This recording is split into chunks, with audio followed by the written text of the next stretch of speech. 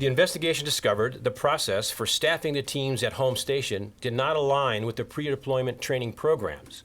This resulted in key billets, such as the team leader, taking charge of the unit well into the pre-deployment workup period. The investigation also discovered the integration and training with partnered forces in Niger was inadequate. Team Ouallam did not meet the appropriate standards of familiarization and integration with the Nigerian partner force prior to conducting the initial mission on 3 October. In addition, basic social level routine tasks, such as conducting rehearsals for immediate action drills upon enemy contact, were not completed prior to stepping off for this mission. The investigation also found the team inaccurately portrayed the concept of operations for the first of 3 total missions on 3 and 4 October. Staff Sergeants Jeremiah Johnson and Dustin Wright remained with Staff Sergeant Brian Black until overwhelming enemy fire forced them to withdraw. 85 meters southwest of U.S. Vehicle 2, Staff Sergeant Jeremiah Johnson was shot and rendered immobile.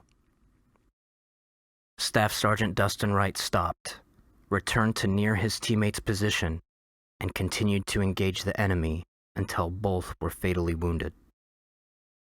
The Secretary is very clear as designating the Army and SOCOM to take all specific means within the law and regulations to identify and ensure appropriate accountability takes place. And that includes anything that may not have been addressed in the investigation.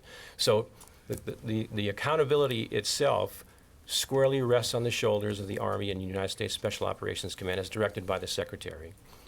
U.S. Vehicles 1 and 3 came under overwhelming enemy machine gun fire, preventing Sergeant LaDavid Johnson from entering his vehicle. Believing Sergeant Johnson was in control of his vehicle, the driver of U.S. Vehicle 1 accelerated hard to the northwest.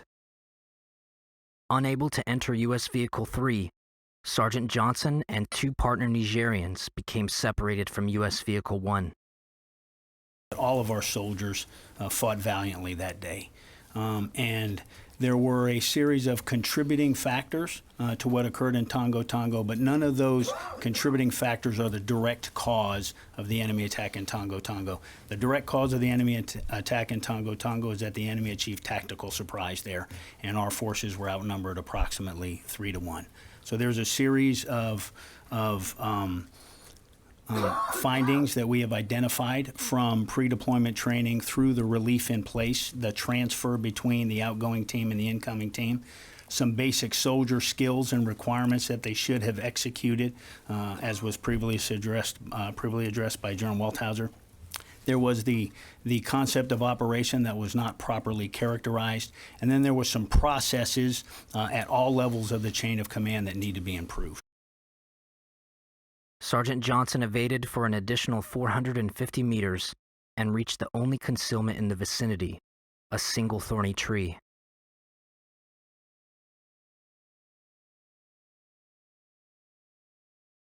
At this position, he continued to fight.